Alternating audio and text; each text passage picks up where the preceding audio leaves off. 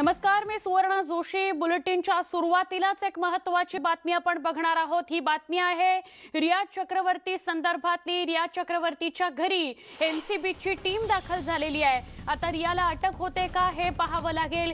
या पथकामध्ये महिला अधिकाऱ्यांचा सुद्धा समावेश आहे। ही बाब विशेष यासाठी की महिला आरोपीला अटक करताना महिला कर्मचारी सोबत असणं सक्तीचं असतं। त्यामुळे एनसीबीची टीम जी रियाच्या घरी पोहोचलेली आहे त्या ठिकाणी महिला पोलीस अधिकाऱ्यांचा सुद्धा समावेश आहे आणि त्यामुळे रियाला अटक होते का हे बघणं महत्त्वाचं ठरणार आहे। एनसीबीची टीम महिला अधिकाऱ्यांसह रियाच्या घरी दाखल झालेली आहे। सगळ्यात आधी तर ईडी कडून रियाची चौकशी झाली, त्यानंतर सीबीआय कडून रियाची चौकशी झालेली होती। सीबीआय कडून सलग 10 तास तिची चौकशी होत होती। प्रत्येक दिवशी तिची चौकशी होत होती। आता सीबीआयच्या चौकशीनंतर एनसीबी रियाला अटक करते का हे बघणं महत्त्वाचं ठरणार आहे। आमचे प्रतिनिधी अजित मांढरे यांच्याकडून अधिक माहिती घेणार आहोत। अजित, काय नेमका अपडेट? रियाच्या घरी एनसीबीची टीम पोहोचलेली आहे, पोलीस अधिकारी सुद्धा या टीम सोबत उपस्थित आहेत। सुवर्णा, कालच आपण या बाबतीत एक बातमी दाखवली होती की रिया चक्रवर्ती आणि शोविक चक्रवर्ती यांच्यामध्ये एक नवीन चॅटिंग समोर आलं होतं। अंमली पदार्थांच्या बाबतीमध्ये ते लोक व्हॉट्सअप मेसेंजरवरती चॅटिंग करतायत।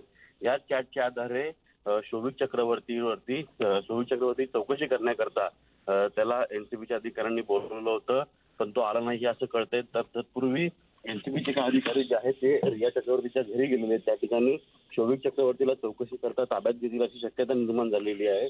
त्यामुळे एनसीबीची एक टीम आहे ती रिया चक्रवर्तीच्या घरी साधारणपणे सकाळी 6 वाजता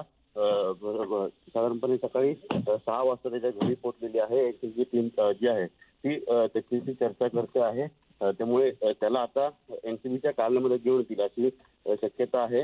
एनसीबीच्या सूत्रांनी दिलेल्या माहितीनुसार जसे आपल्याला माहिती आहे की जे 4 जणांना एनसीबीने गेल्या दोन दिवसामध्ये अटक केली होती, अब्बास लखानी असेल, त्यानंतर विलोत्रा असेल, असे 2 व्यक्ती आहेत ज्यांना अटक केली होती। एकूण 4 जण आहेत ज्यांना अटक केली होती। त्यांच्या सर्वांच्या जबाबातून शोविक चक्रवर्तीचं नाव आलं होतं। शोविक चक्रवर्ती त्यांच्या संपर्कामध्ये होता। शोविक चक्रवर्तीने ड्रग्सची खरेदी विक्री केली होती। त्या सगळ्या वेगवेगळ्या घडामोडी आहेत ज्यामुळे शोविक चक्रवर्तीवरती थेट त्या ठिकाणी एनसीबीला चौकशी करण्याकरता वाव मिळाली।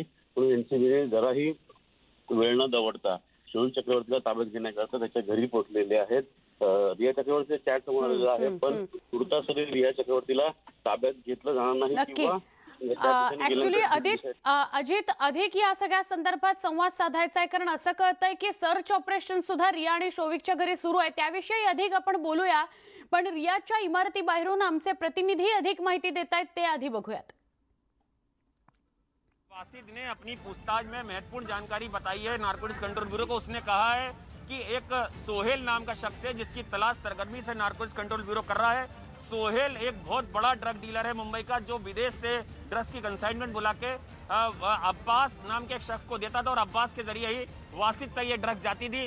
वासिद ने खुलासा किया है कि मैं इस घर में 2 साल से लगातार आ रहा हूँ, कई बार वो यहाँ पर पहुंचा है, जिसके बाद ही नारकोटिक्स कंट्रोल ब्यूरो ने ये मन बनाया कि उन्हें यहाँ पर सर्च ऑपरेशन करना चाहिए। और मैंने आपको बताया कि जो फुटबॉल क्लब है वांद्रा का एक फुटबॉल क्लब है, वहाँ से ये दोस्ती शुरू हुई वासिद की और शोविक की। और उसके बाद यहाँ पर उसी क्लब में फुटबॉल क्लब से इब्राहिम भी वहाँ पर आता था। उनने देखा कि शोविक जो है एक बड़े परिवार से ताल्लुक रखता है, उनकी बहन जो है वो एक फिल्म एक्टर है। उसको देखते हुए उन्होंने धीरे धीरे घुसपैठ बनाना शुरू करी। और जैसे कि जानकारी ये भी आई थी कि जो कॉलेज गोइंग छात्र हैं उन्हें ड्रग्स दिया करता था। इस बात के प्रमाण भी कुछ जो हैं वो नारकोटिक्स कंट्रोल ब्यूरो को मिले हैं, जिसको लेके अपनी जो तफ्तीश है वो उसने आगे बढ़ाई है। और जैसा आपको बता रहा हूँ, देखिए यहाँ पे तमाम जो गाड़ियाँ हैं, ये गाड़ी जो है नारकोटिक्स कंट्रोल ब्यूरो की, इसमें जो अधिकारी बैठे हैं ये नारकोटिक्स कंट्रोल ब्यूरो के अधिकारी हैं। और लगातार एनसीबी दफ्तर के बाहर भी ये गाड़ी मौजूद रहती है। इसके अलावा मुंबई पुलिस की गाड़ी यहाँ पर है, जो सीनियर अधिकारी आए वो इस गाड़ी में आए, यहाँ पर ये गाड़ी में आए और यहाँ पर अंदर लगातार जो अधिकारी हैं वो यहाँ पर मौजूद हैं।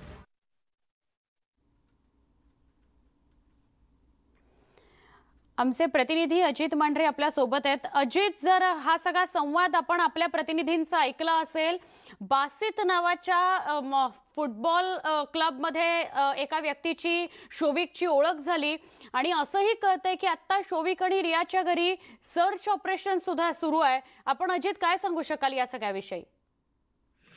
नक्कीच सुवर्णा, सर्च ऑपरेशन सुरू आहे। सीबीआय एनसीबीची टीम आहे ती सर्च ऑपरेशन देखील करते आहे आणि त्या ठिकाणी ताब्यात घेण्याची प्रक्रिया देखील पूर्ण करते। आपल्याला माहिती असेल की या सोमवारी करण अरोरा नावाच्या एका तरुणाला अटक केली, एक तरुणाला एनसीबीच्या अधिकाऱ्यांनी ताब्यात घेतलं होतं। ही ह्या व्यक्तीच्या 2 दिवस चौकशी केल्यानंतर याने अब्बास अली खान, अब्बास लखानी याचं नाव समोर आणलं होतं। हा तोच अब्बास लखानी आहे ज्याने फुटबॉल क्लब मध्ये शोविक चक्रवर्तीची त्या ठिकाणी मैत्री केली होती आणि जैद नावाचा जो ड्रग डीलर होता त्या ड्रग डीलरकडून अब्बास त्याच पद्धतीनं जैद जो आहे हे एक अंमली पदार्थ घेऊन शोविकला द्यायचे। त्यांची मैत्री जी आहे ती त्यांनी त्या ठिकाणी पुढे वाढवली आणि बसीत नावाचा शोविकचा अत्यंत जवळचा मित्र जो आहे त्या बसीतनं यांची ओळख करून दिली होती शोविक चक्रवर्तीची। एवढंच नाही तर याच मार्च महिन्यामध्ये यांनी अंमली पदार्थांची त्या ठिकाणी खरेदी विक्री देखील केली होती आणि त्याचे व्हॉट्सअप चॅट त्याच पद्धतीनं त्यांचे कॉल डिटेल्स आणि नेटवर्क त्यांचे जीपीएस लोकेशन जे आहेत ते देखील एनसीबीच्या अधिकाऱ्यांना त्या ठिकाणी मिळालेले आहेत तांत्रिक बाबी सर्च केल्यानंतर। यामुळे ही बाब समोर येते की अर्थात अजित, पण आता तर ड्रग्स किंवा म्हणजे कशा स्वरूपाचे पुरावे आता एनसीबी शोधत असेल रिया आणि शोविकच्या घरी? थोडक्यात 2 पद्धतीचे पुरावे एनसीबीचे अधिकारी शोधण्याचा प्रयत्न करतात। एक म्हणजे जे चॅटिंग झालं होतं त्या अनुषंगे डॉक्युमेंट्स म्हणजे काही पैसे जे आहेत ते देखील वळते केले गेलेले आहेत आणि ते ऑनलाईन वळते केले गेलेले आहेत। त्याची एक माहिती त्यांच्याकडून थेट त्या ठिकाणी घेतली जाऊ शकते। आणि दुसरं म्हणजे त्यांच्या घरामध्ये त्या ठिकाणी जर जी माहिती पोलीस एनसीबीच्या अधिकाऱ्यांना मिळाली होती तर ते अजूनही शोविकच्या आणि रियाच्या घरी जवळपास 30 ते 40 ग्रॅम जे आहे ते अंमली पदार्थ असण्याची शक्यता आहे असं लक्षात घेता त्या ठिकाणी एनसीबीच्या अधिकाऱ्यांनी त्यांच्या घरावरती दाट टाकून त्यांची सर्च ऑपरेशन करतायत, चौकशी करतायत। नक्की अजित, आपण असेच संपर्कात राहा। आपण प्रेक्षकांना ही दृश्य आणि ही बातमी पुन्हा एकदा सांगूया। सांताक्रूज मध्ये रिया आणि शोविकचं घर आहे, तिथली ही दृश्य आहेत। सकाळी 6 वाजता एनसीबीच्या अधिकाऱ्यांची टीम तिथे पोहोचलेली आहे आणि अर्थातच त्यांच्याबरोबर पोलीस अधिकारी सुद्धा आहेत। या पोलीस अधिकाऱ्यांच्या टीम मध्ये महिला पोलिसांचा सुद्धा समावेश आहे। रियाला अटक होऊ शकते अशी शक्यता वर्तवली जाते आहे आणि जर रियाला अटक करायची असेल तर पोलीस कर्मचारी अधिकारी सोबत असायला हवेत, म्हणून ही टीम सोबत आहे। त्यामुळे अर्थातच मोठ्या प्रमाणात चर्चा समोर येत आहेत। सॅम्युअल मिरांडा याच्या सुद्धा घरी टीम पोहोचलेली आहे असंही कळतं आहे। अर्थातच एनसीबी शोविकच्या घरी, रियाच्या घरी किंवा सॅम्युअल मिरांडाच्या घरी नेमकं काय शोधते आहे, कशा प्रकारचं सर्च ऑपरेशन सुरू आहे आणि त्याचबरोबर त्यांची चौकशी, त्यांच्या चौकशीतून त्यांच्या घरातून काय शोधण्याचा किंवा काय जाणून घेण्याचा प्रयत्न एनसीबीची टीम करते आहे हे बघणं महत्त्वाचं आहे। आधी ईडीने रियाची चौकशी केली, शोविकची चौकशी झाली, त्याच्या पाठोपाठ सीबीआयने या सगळ्यांची चौकशी केली। मग सॅम्युअल मिरांडा असेल किंवा रिया चक्रवर्ती असेल किंवा शोविक असेल, या सगळ्यांची सलग चौकशी रोज सुरू आहे सीबीआय कडून।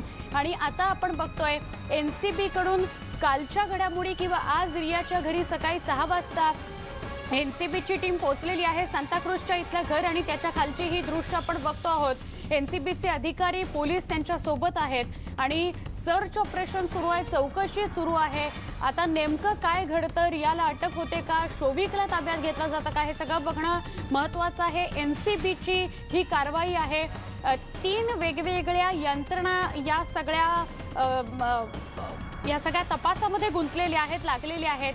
एकतर ईडी, त्याच्या पाठोपाठ सीबीआय, एनसीबी सुद्धा आता या सगळ्या तपासात आहे आणि आमचे प्रतिनिधी आता अजित मांढरे आपल्या सोबत आहेत, त्यांच्याशी बोलूया।